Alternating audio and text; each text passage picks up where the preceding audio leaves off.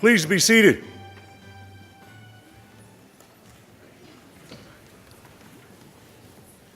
Distinguished speaker and professor of entrepreneurship and innovation, Metcalfe, Dean Gilligan, members of the faculty, class of 2013, friends and family, welcome.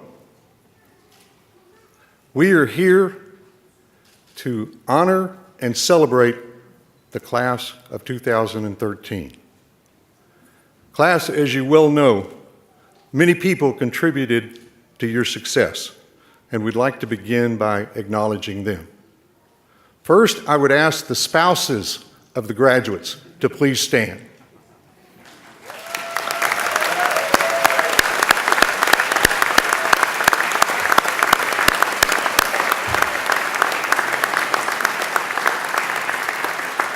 I know during the past year you've taken on additional responsibilities and you've also provided a lot of encouragement. We thank you. Next, I would like to ask the children of the graduates to stand.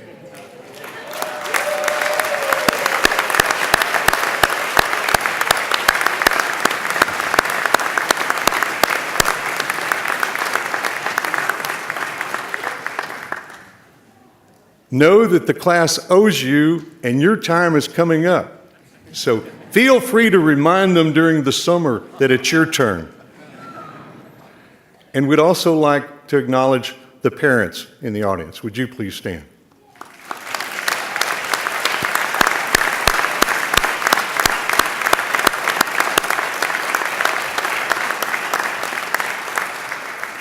As you well know, your role did not end when they turned 18 or 22. Thank you for the support you've given your children. I would also like to give the class the opportunity to acknowledge the faculty.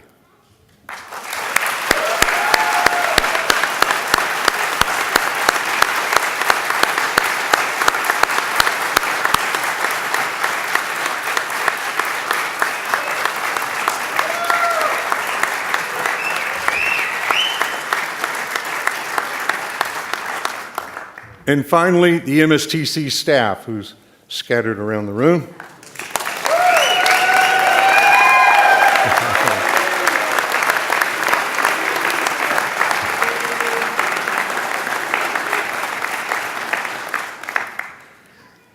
Now it's my pleasure to brag on you. You're the largest class ever. The faculty think you're the best class ever.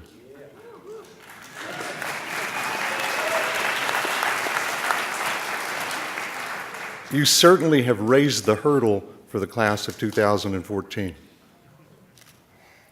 You're the first class to have 2 cohorts in Austin, and that's a major achievement for our program. And you're also the most productive class, at least measured by the number of babies born this past year.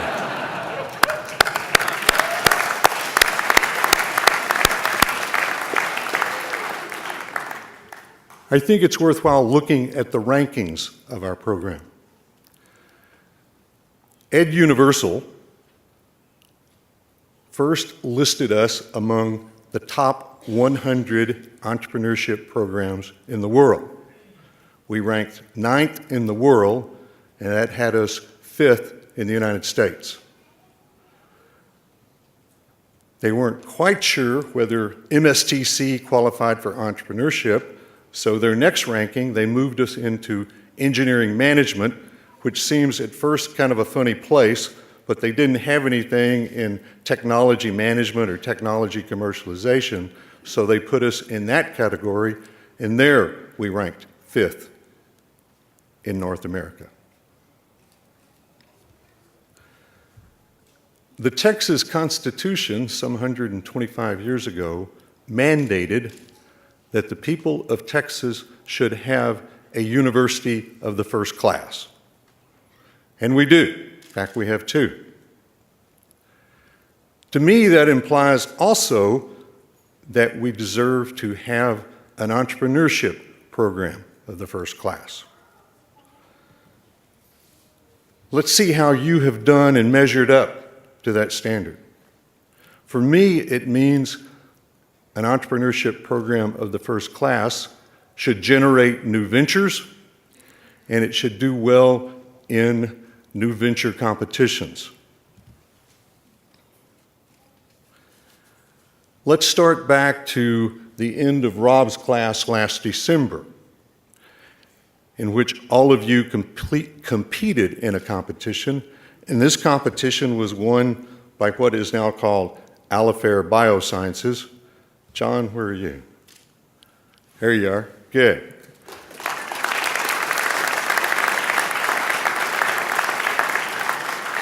To my disappointment, Alifair was precluded from competing in venture labs because they had received money earlier than is allowed by their rules. Alifair has received or is about to receive $2 million from the Emerging Technology Fund, and they are in launch mode.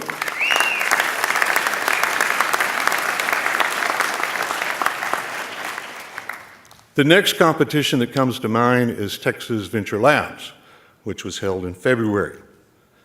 8 teams competed. 3 of those joined the 5 finalists. And you finished first, third, and fourth.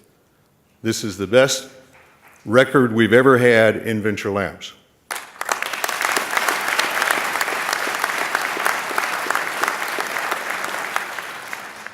Any of you remember the movie Butch Cassidy and the Sundance Kid? Show of hands? No? Yes? Too long ago?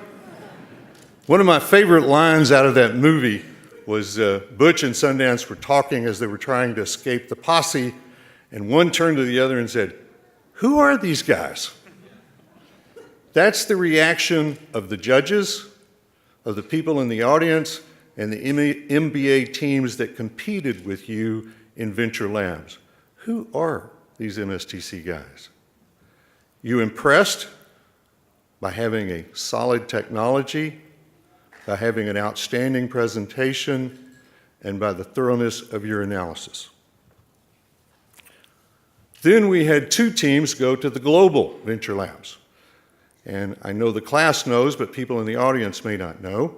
Bionic was the first runner-up in Venture Labs. 2nd year in a row, we have had the first runner-up.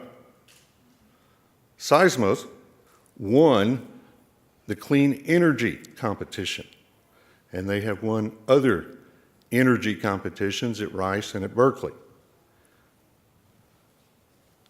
There's another competition going on. Founders.org, which is a not-for-profit, has a competition for $100,000. 500 people, 500 teams submitted for that application. 50 semifinalists have been chosen, and both Bionic and Seismos are in that top 50.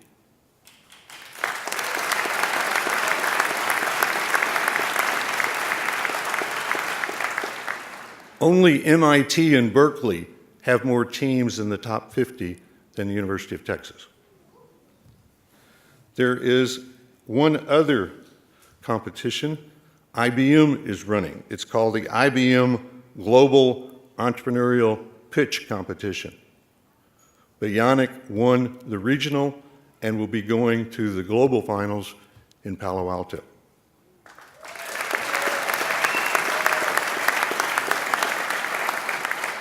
So I conclude the following, that you have raised MSTC to a new level. MSTC is now clearly an entrepreneurship program of the first class and the premier entrepreneurship program at the University of Texas.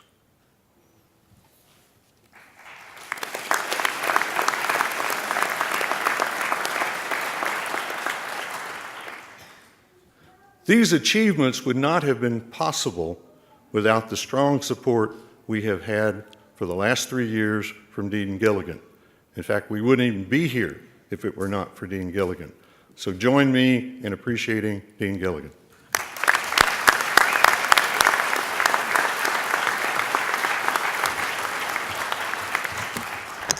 Thanks, Dr. Cadenhead. And I concur with your conclusions. This is a fabulous group of students who have elevated the quality of this program to even higher heights, and we're very proud of what you've done so far.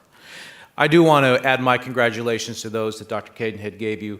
I do want to also say, too, that innovation and creativity and the management of those kind of processes is a very important value in the McCombs School of Business. We try to inculcate that value throughout all of our programs, throughout the curriculum in all of our programs. But nowhere in our school are those themes measured and taught and valued as they are in the MSTC program. This is a very important program for the school. I think it's a very important program for our country. Countries like ours, high wage, high labor cost, high resource cost countries compete only by being smarter than other countries. They compete by training people or having people with your talent who can manage innovative and creative processes, come up with new ideas, reduce the cost of producing existing products, find new value for people in the invention of new products. There's no way that we can continue to accelerate serving well-being without the kind of efforts that we all expect you to undertake after you leave the 40 acres and graduate from this program. So our expectations for you are high, but our confidence in you is equally high too. So congratulations and thank you very much.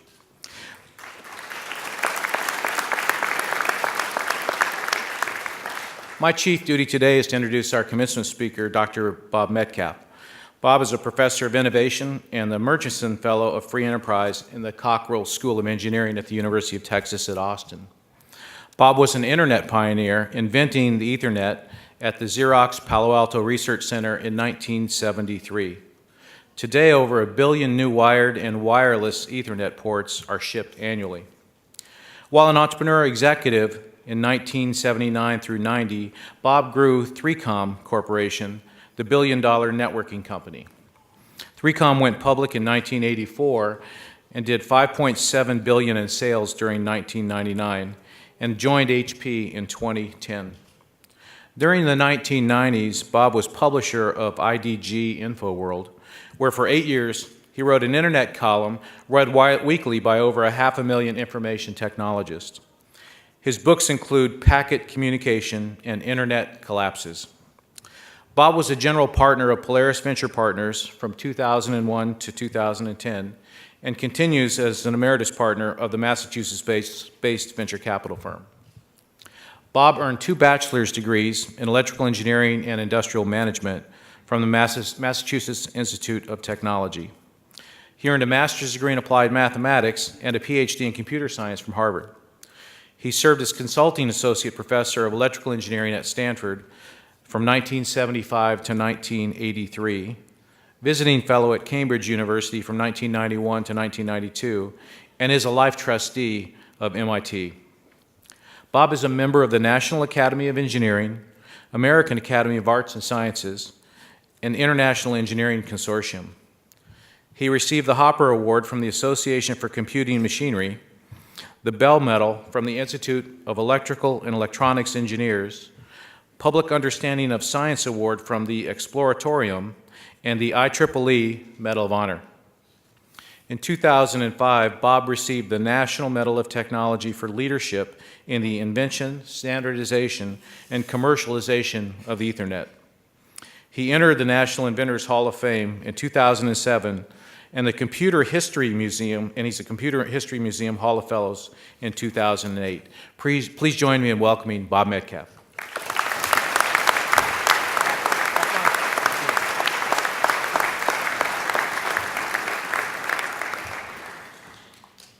Ahoy! Dr. Cadenhead, Dean Gilligan, McCombs faculty, MSTC graduates, families, friends, who did I miss? Other.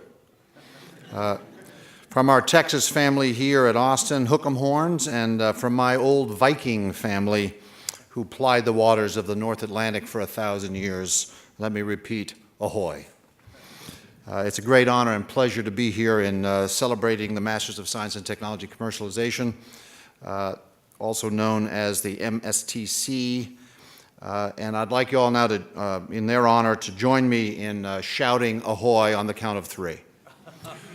1, 2, 3, ahoy.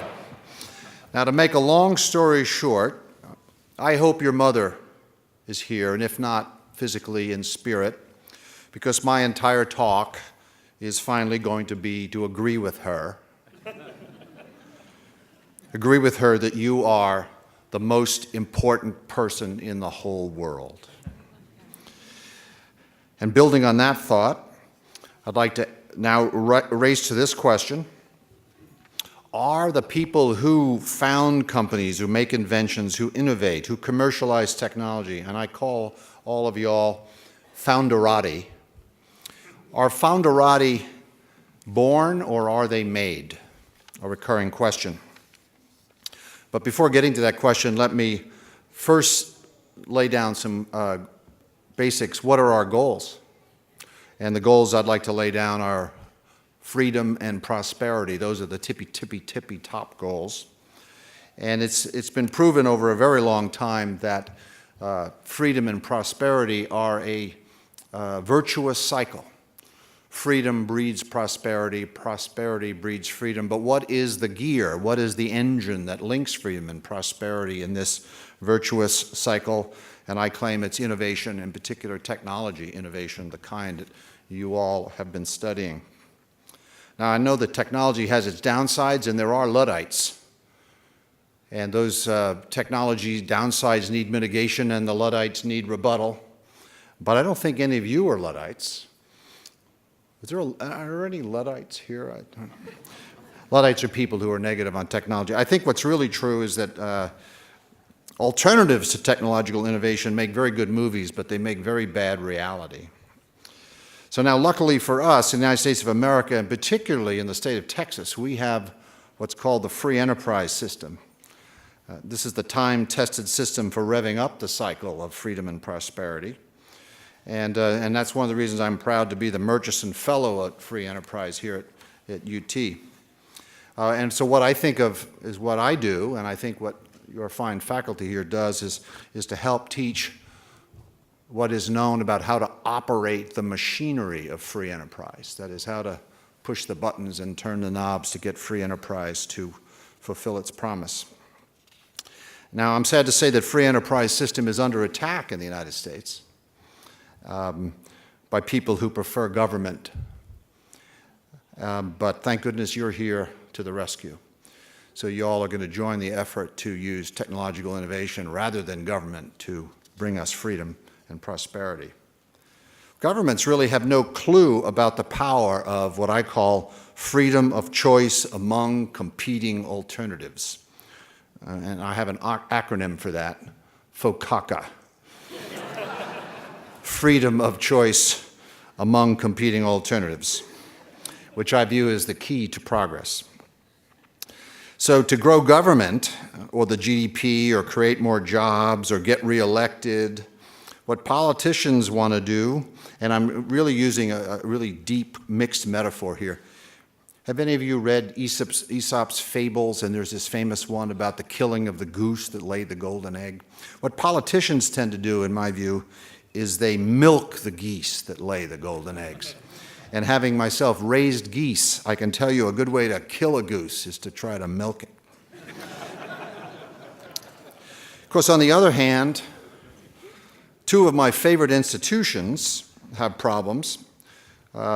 Those that include universities, research universities, and startups both have the problem that they eschew management. Professors, for example, don't like to have their performance managed, so they invented tenure.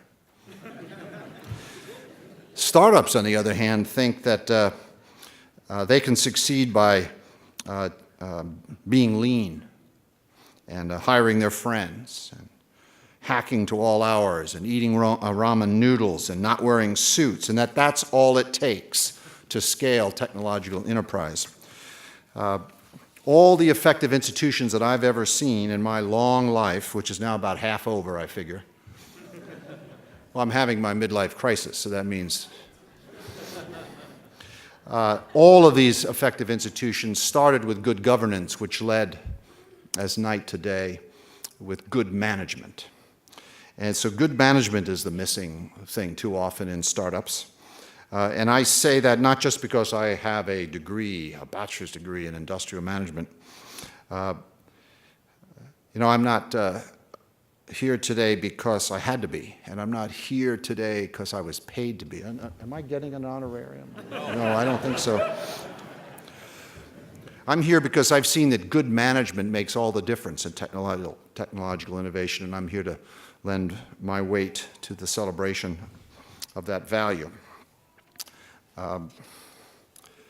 Now, I don't know why it took us so long, but we finally got here to Texas 2 years ago, and I accepted a mission from the Dean of Engineering, Greg Fenves, and the Dean of Business, Tom Gilligan, both of whom attended my recruiting dinner. And they gave me the following mission, which I've rephrased a few times, and my mission is helping make Austin a better Silicon Valley.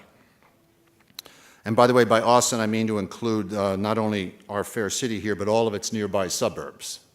You know, Dallas, Houston, San Antonio, and El Paso. And we don't aim to be we don't aim to be better than Silicon Valley. We aim to, I claim, to be a better Silicon Valley. And by the phrase Silicon Valley, I'm referring to the bloodthirsty, take no prisoners, swing for the bleachers, free enterprise venture capitalism that I enjoyed during the 70s and 80s and 90s and prospered under. Many Austinites cringe when I say what my mission is, and they usually object. It's usually someone from the back wearing a tie-dye shirt. And they say, keep Austin weird. Well, I've developed a rebuttal, a retort to that complaint. I lived in San Francisco for 22 years. I'm warning Austin not to enter any weird contests against San Francisco.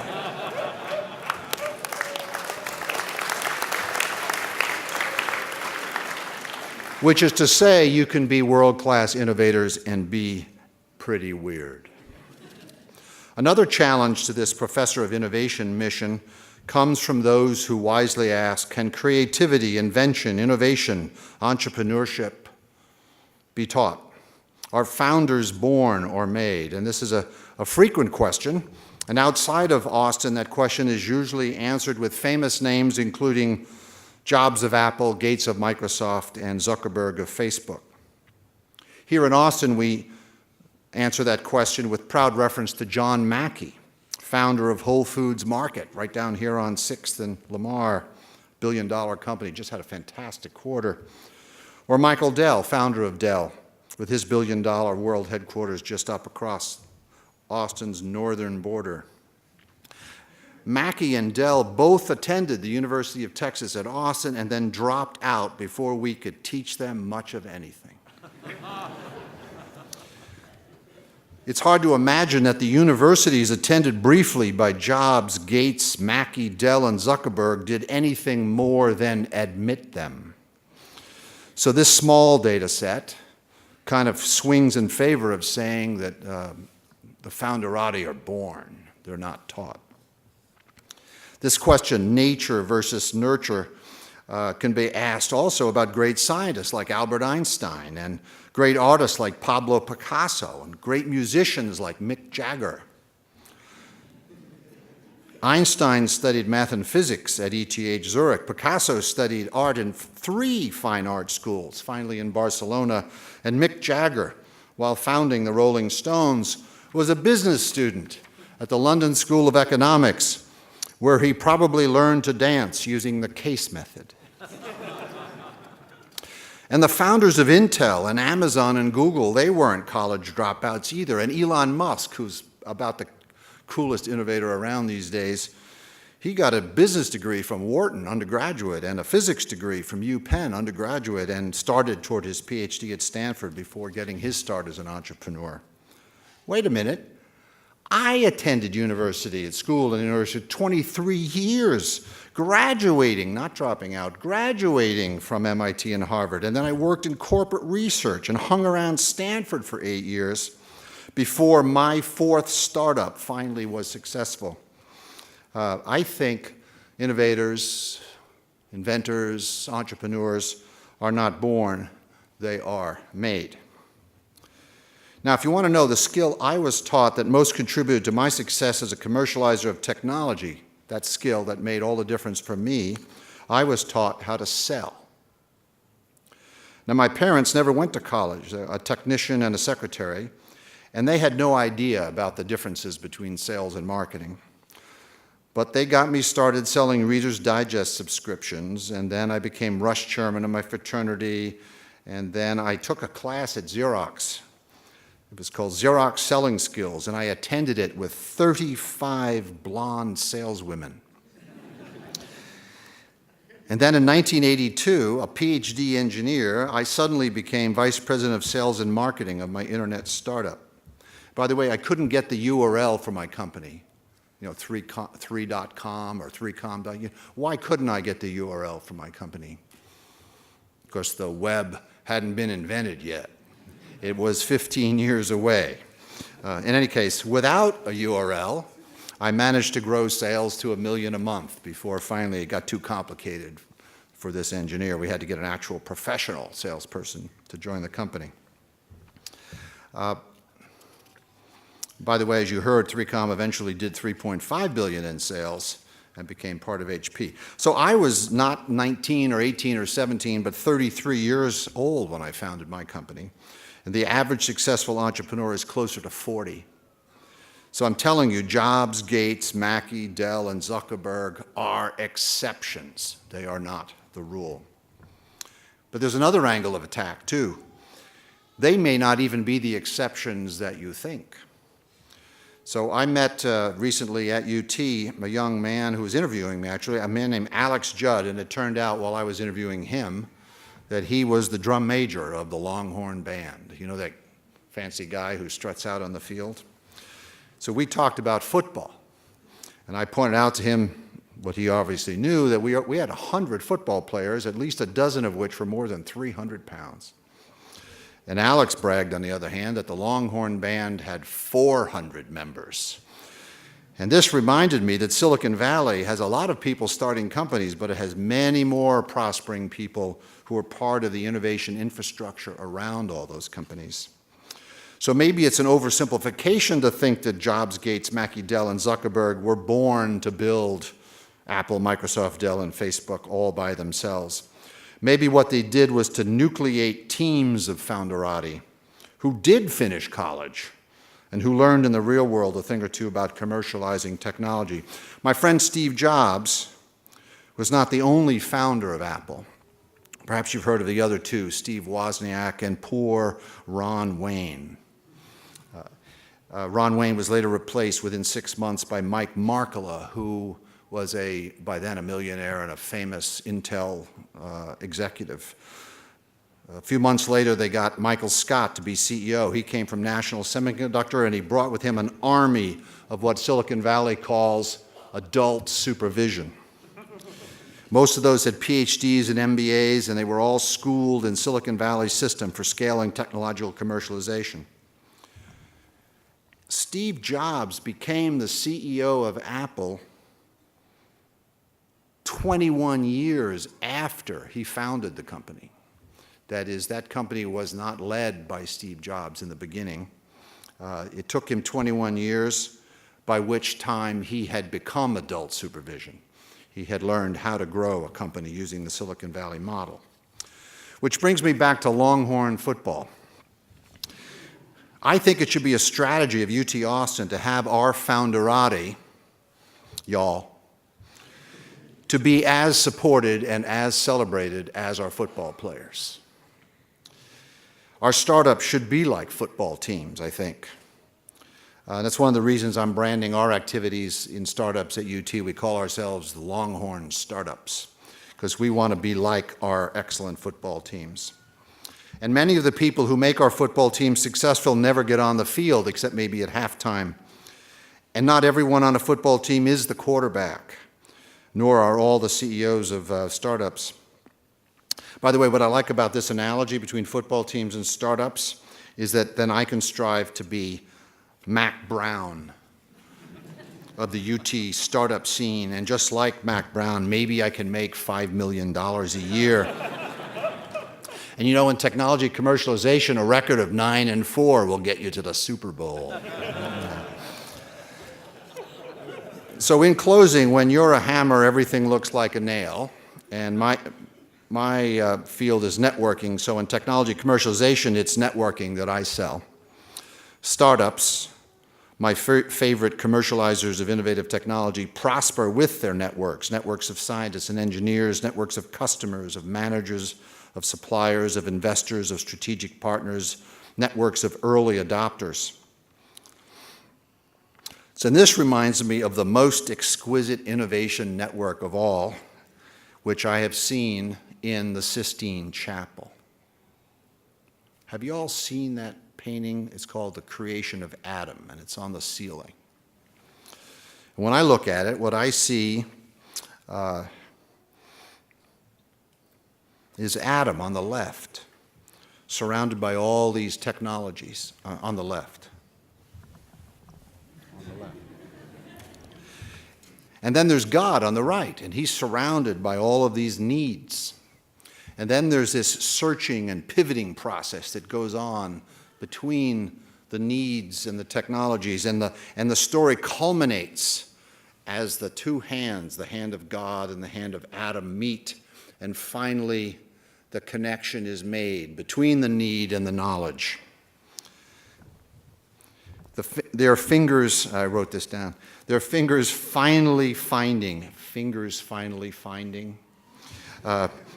one another across heaven, need touching knowledge, that magical and holy commercial moment of creation of a technological startup right there between TRL 6 and 7. Did they study TRL? Do you all know what a TRL is? Technology readiness level. They're numbered 1 to 9. We need an alteration in the... See, that joke falls completely flat without you knowing what a TRL is. Anyway, I hope you've been all right with me agreeing with your mothers that you MSTCers are the most important people in the world. And that's with a story that includes Steve Jobs and Mac Brown and the creation of Adam. So I urge you to go forth and manage technology commercialization in startups or otherwise, and bring the world more freedom and prosperity. My mother, Ruth, rest in peace, was Norwegian. And so let me close as I opened with that old Viking battle cry for technology commercialization. Ahoy.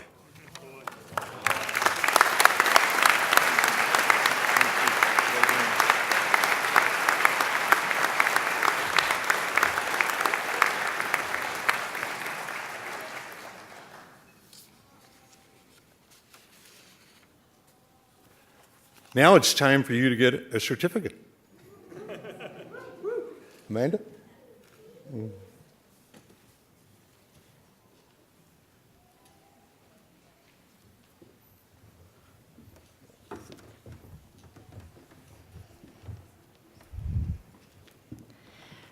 Graduates, when I call your name, please proceed to the stage where we'll be presented with your degree certificate.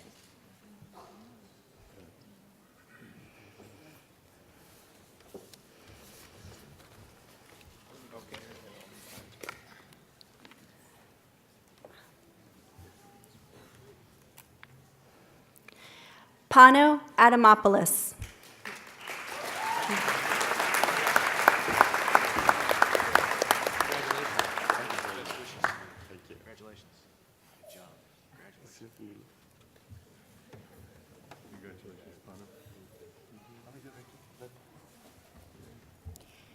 Ryan Arball.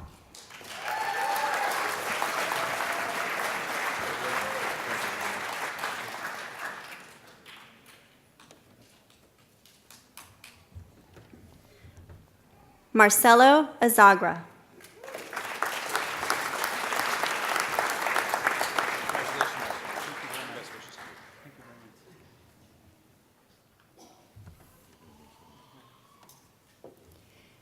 Devin Bedwell.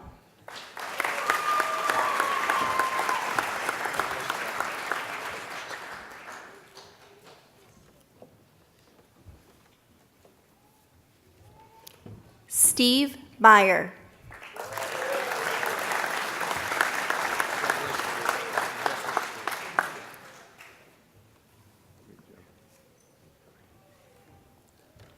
Michael Bennett.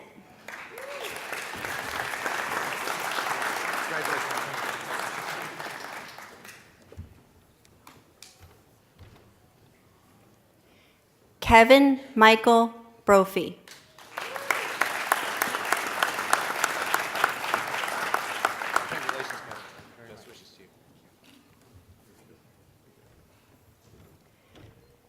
Brian Bullion.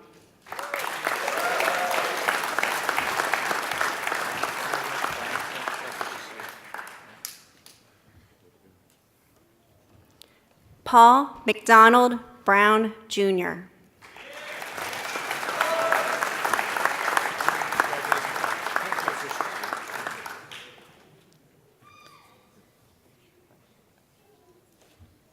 John Stephen Caldwell.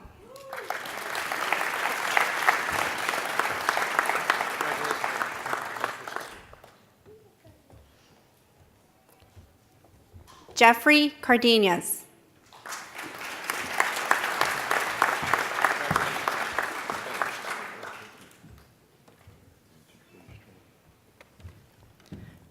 Ricardo Cervantes.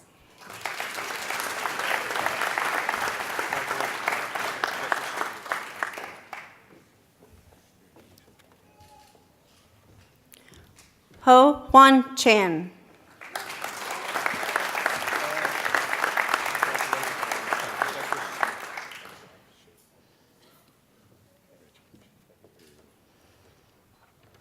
George Michael Chavon.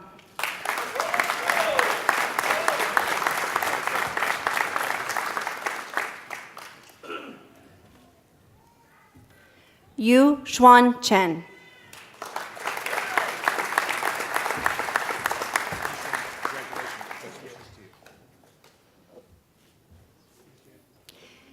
Sangpil Chung in absentia. Terry Cornella.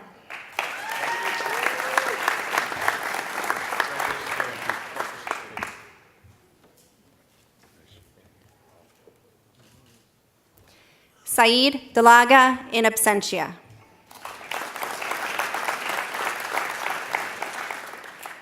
Chintan J. Desa.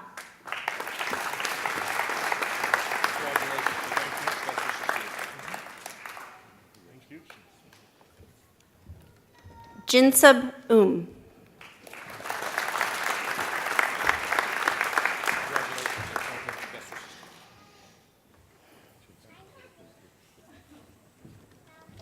James R. Evans.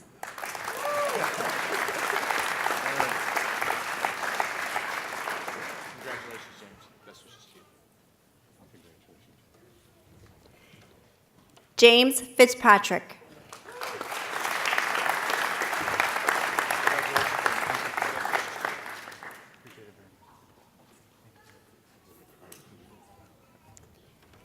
Kirya Francis.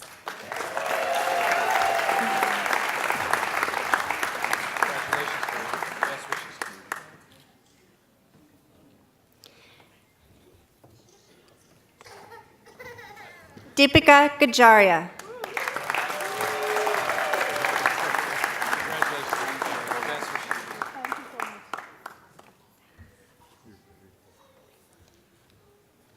Jarrett Scott Gordon.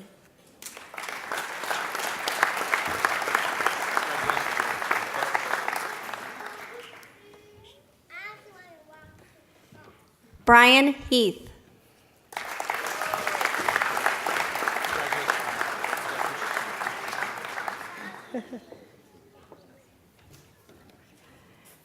Justin Allen Hendricks.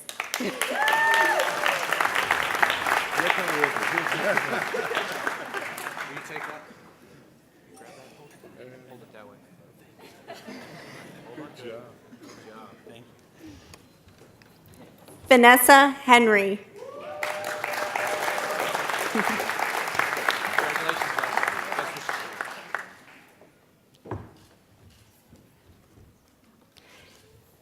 Daniel Hernandez.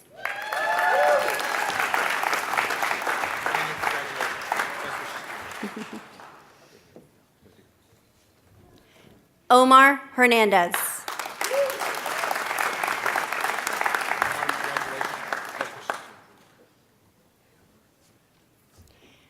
Manoj Iyer.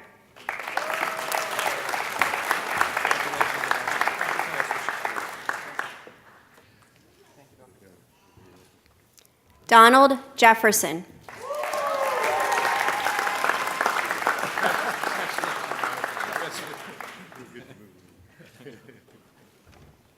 Allison Johnson.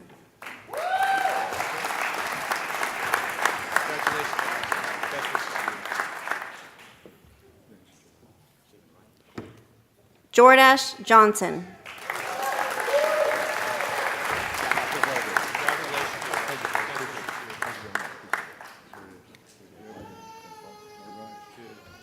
John Joy Prietno.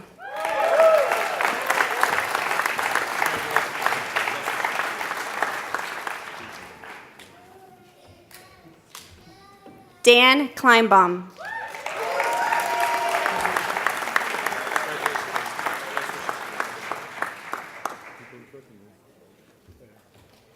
Luke Chohare.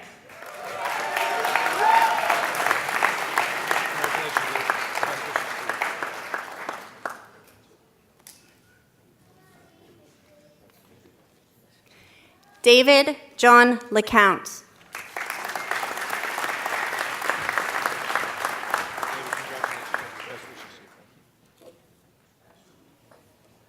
Lisa Lee.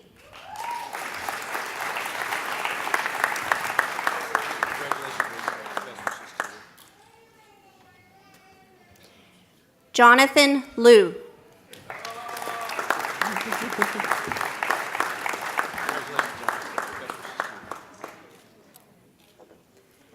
Jonathan McConey.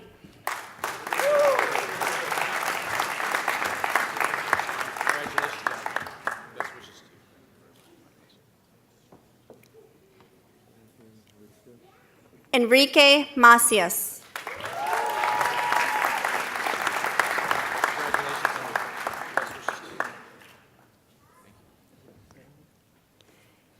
Nicole Maddox.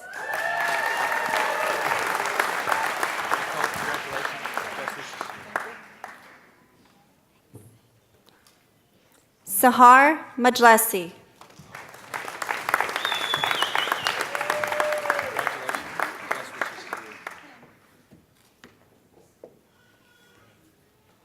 Ian Manier.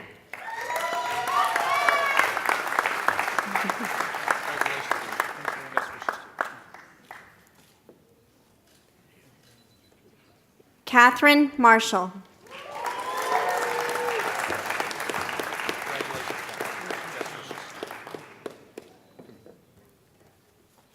Sean Thomas McCarthy.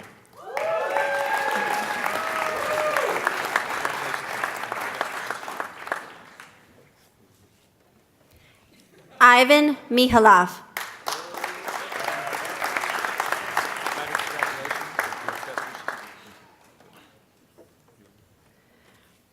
Ronald Miller.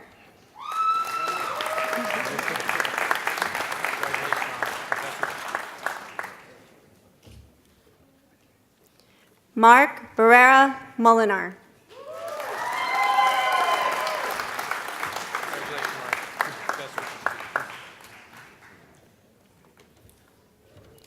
Gregory Needham.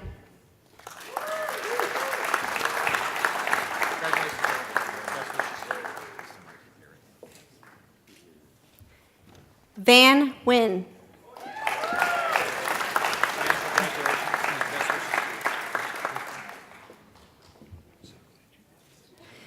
Jason O'Brien.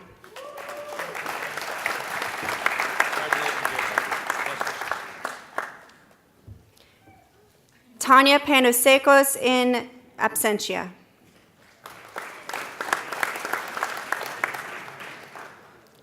Jason Bryan Park. Or Chase Bryan Park. It's Chase Bryan Park.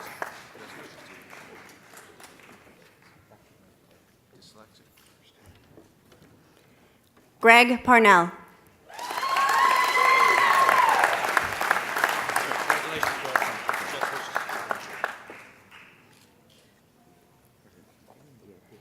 Shane Mark Patience.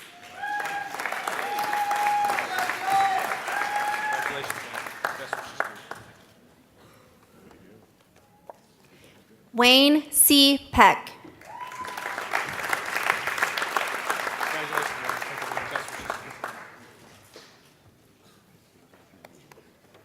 Cameron Peak.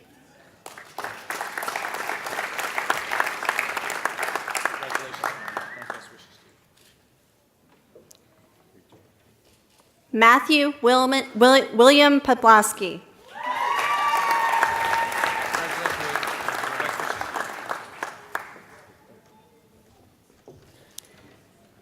Juliana Perez Mendoza.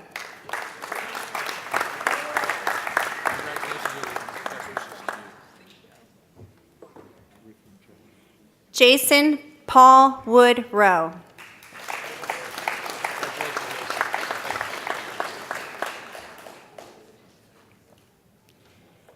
Andrea Rojas.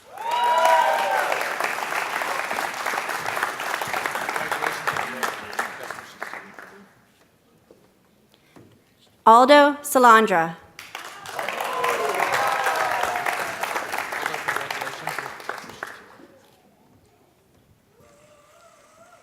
John Charles Selmeyer.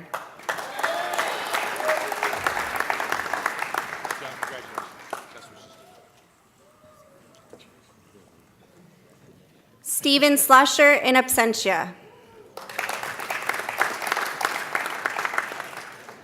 Christopher Smith.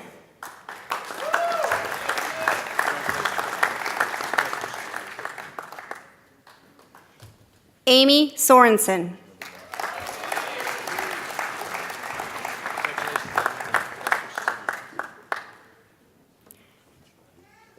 Brian P. Stevens.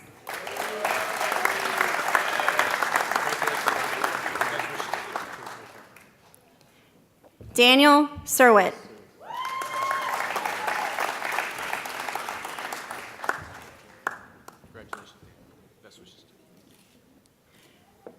John Gregory Trozak.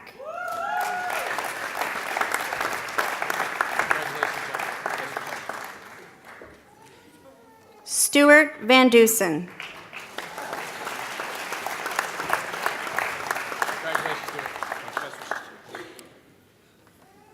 Peyton Williams.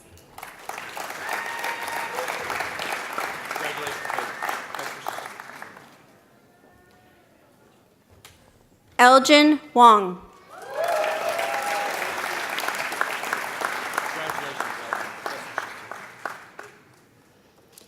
And Jing Zhang.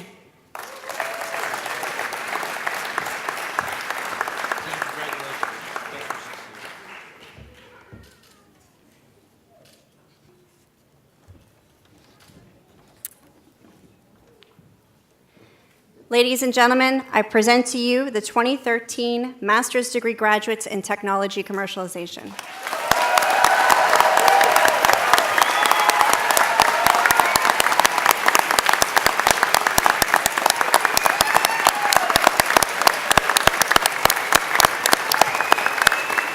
Don't take mine.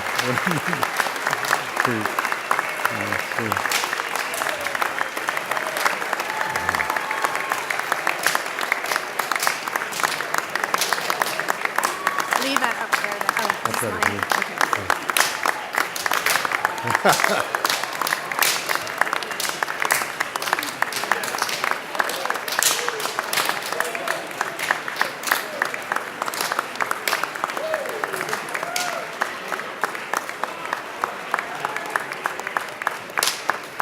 Okay. George Kosmetsky was the former dean of the business school. He was the one that conceived the MSTC program back in the mid-90s. And in his honor, we have established Kosmetsky Scholars. These are for those of you who went through the program with all A's. Let us begin. Pano. Should we have them all stand up here together? Yeah. Good. Come on. Let's see, let's put you in the middle. Can you hold that? If you would just stand right there.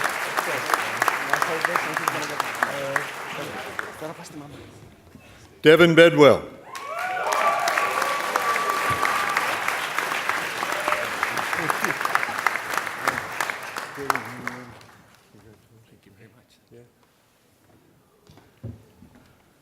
Brian Bouillon.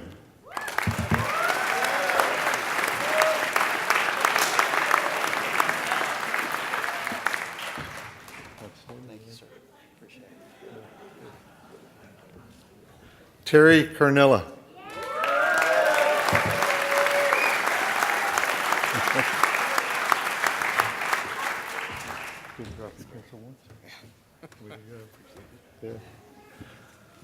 Luke Chohei Ray.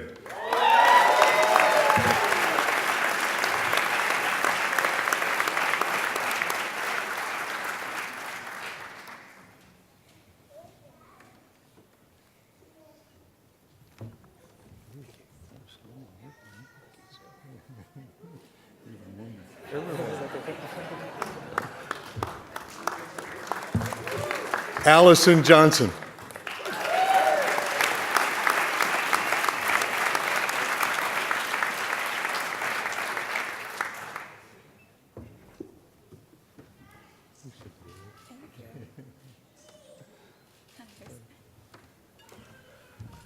Sean Thomas McCarthy.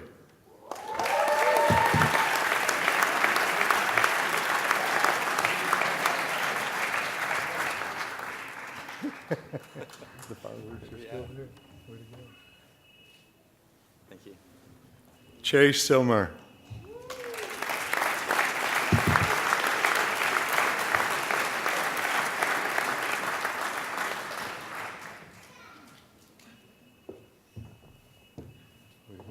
Thank you, sir. Great pleasure. These are our Kosmetsky Scholars.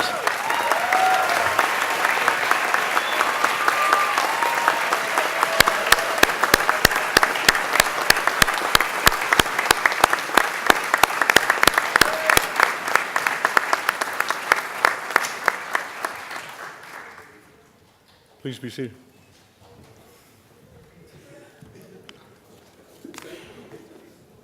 The next award goes to the Outstanding Student Award. This one is chosen by the faculty. It's based partially on grades, partially on leadership qualities, partially on the major contributions to the class. This year's winner, Devin Bedwell.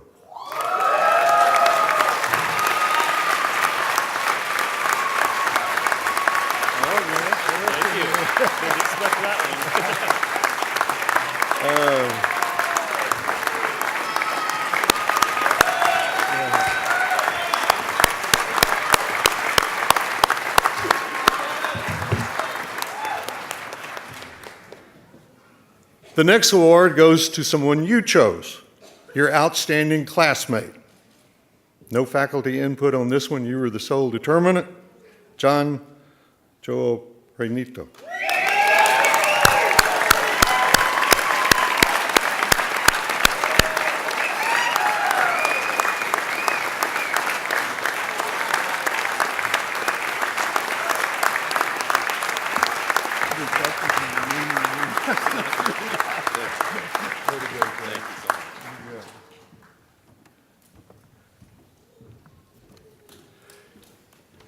Kirya, would you come up now?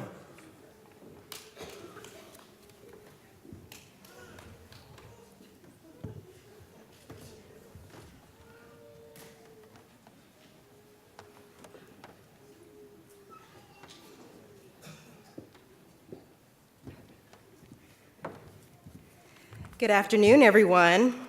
First, I'd like to say to Dr. Metcalfe, thanks for telling my mother on graduation day that she was right. What a gift. All right, hello, fellow graduates and guests. My name is Kirya Francis, and I'm here to present the Outstanding Professor Award, which was voted on by the MSTC graduating class of 2013. As I was writing this speech, I realized this person represents many outstanding things for us this year.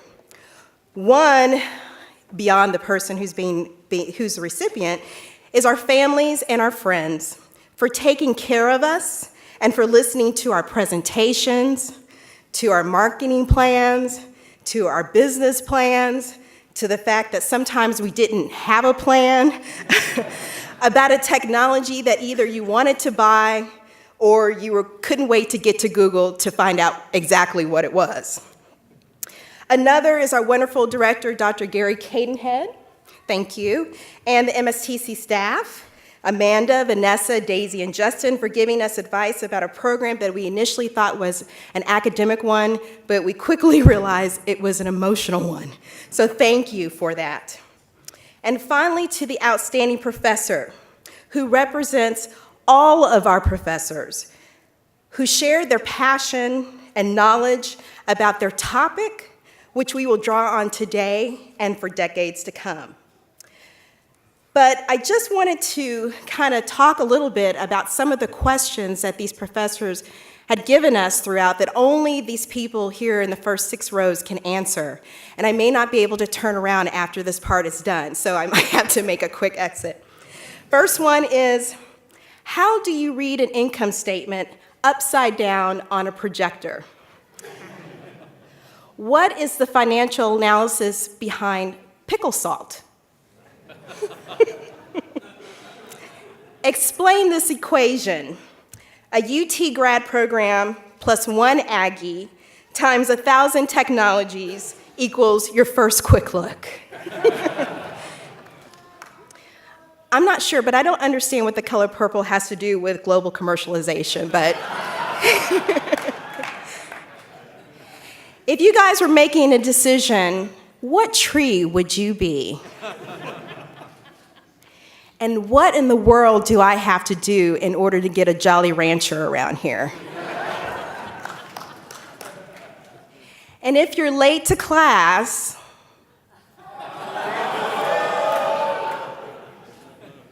what song will you sing and why? And let's be honest, how tall was your Tinker toy?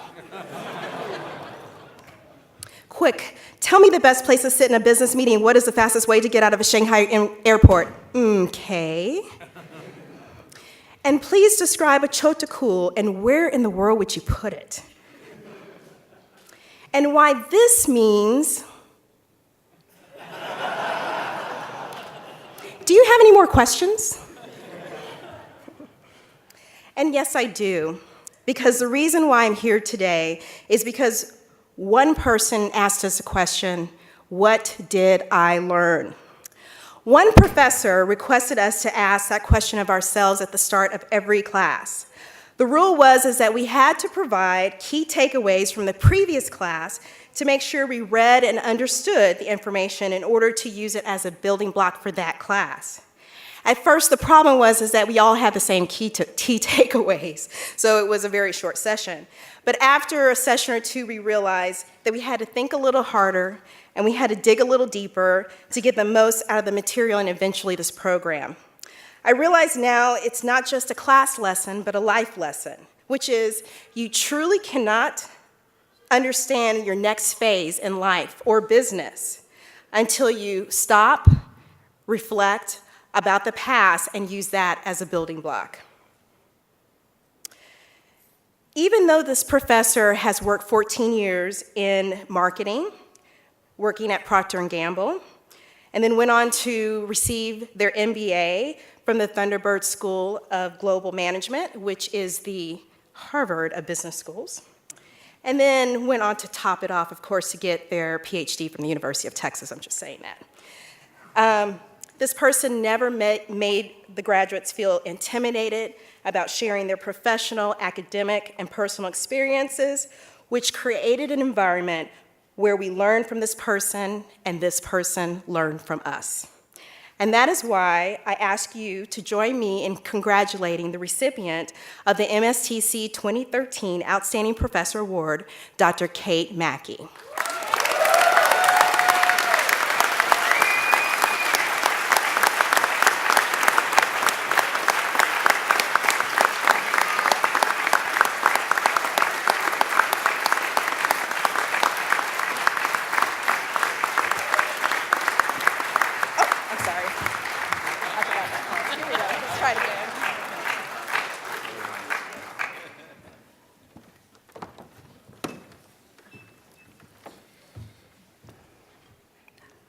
It has been a pleasure seeing you all progress this past year, and we hope the best in your continued success. Justin has put together a photo memory album for you to watch.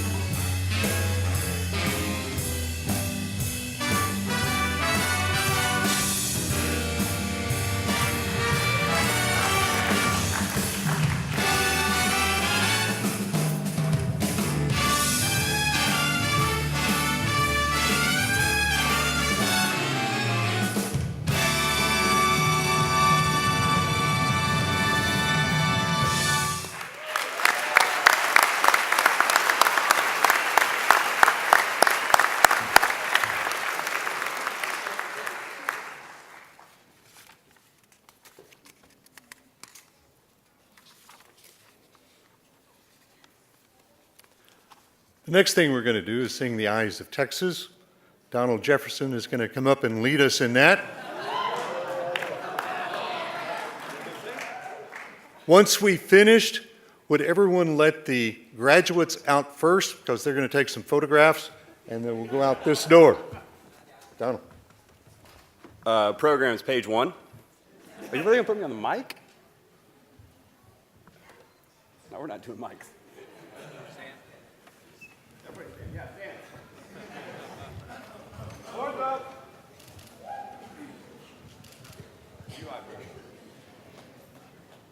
No mic. No mic.